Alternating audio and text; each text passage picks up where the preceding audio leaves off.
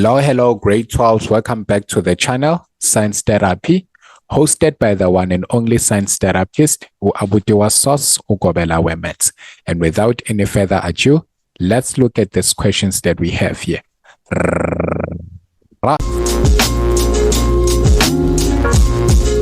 Okay, so we have question 9, and still on proving theorems. We have in the diagram, O is the center of the circle. Points S, T, and R lie on the circle. Chords S, T, S, R, and T, R are drawn in the circle. QS is a tangent to the circle at S. And then we can see the diagram here. Then they say use the diagram to prove the theorem which states that QST, which is the angle in here, will be equal to angle R over there, right? So, okay.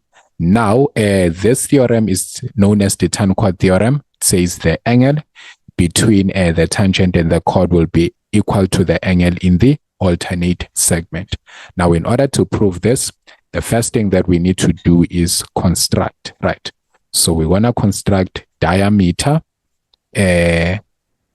SK. So this is our K over there. So we can just introduce K there. So on construction, remember we need to tell them what we constructed. So construction will say draw diameter KS and draw KR. Right, so we have drawn diameter KS and then we've also drawn KR. Now what I like to do is indicate the numbers here for my angles. So this will be angle S1, this will be angle S2, and then angle S3. And then also here I will have my angle R1 here and then my R2 over here. Okay, so now this makes it easier for me to prove. Okay, so for the proof, I will go S1, S2 meant to say, plus S3 will be equal to 90 degrees. And the reason for that, I will say it's because of tan perpendicular to radius. Now we can see that the QS, we've been told that it is the tangent. So where is it? QS is a tangent to the circle at S.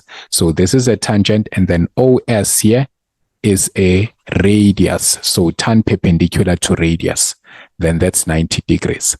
But that's not the only angle that is equal to 90 degrees. When we look at the angle here, so this is 90 here, and then also this one as well. So the angle R1 plus R2 should be equal to 90 degrees as well. But then for a different reason. This one, it's because it's angles on a semicircle, right? So these are angles subtended by a diameter. Right. So remember, KS we said is a diameter, and then we know that a diameter will always subtend an angle of 90 degrees at the circumference. Right. So that's angle on a semicircle. But from this we can deduce that our S2 is equals to R1. Now let's look at that. So this is our S2 here. And then right here, we have our R1.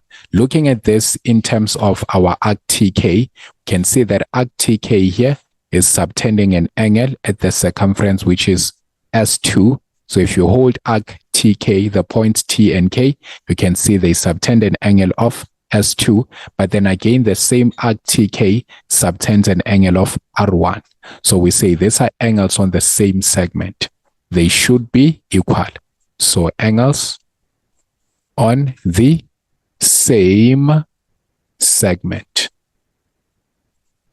But according to what we have deduced above here, if S2 is equals to R1, and then we are saying S2 plus S3 is 90, and as well R1 plus R2 is 90, then this goes without saying that our S3 must be equal to R2.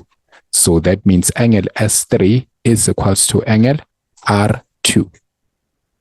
And then but wait a minute.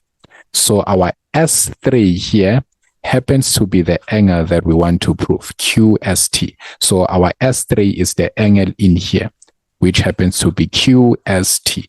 So let's go ahead now and replace that S3. So therefore, QST is equals to R2. And the R2 happens to be this angle R that they were initially speaking about before I constructed. So the angle R, remember, referred to this angle R2 in here. So that means we can say QST is equal to angle R. And just like that, I've proven the theorem that says an angle between the tangent and the chord will be equal to the angle in the alternate segment. So the angles that are equal are this one here and that one, right? And just like that, I have proven the theorem. So make sure that you play this video as many times as possible and just try to understand the approach that I took into solving or proving this theorem here. But with all that being said, ciao, ciao, good luck.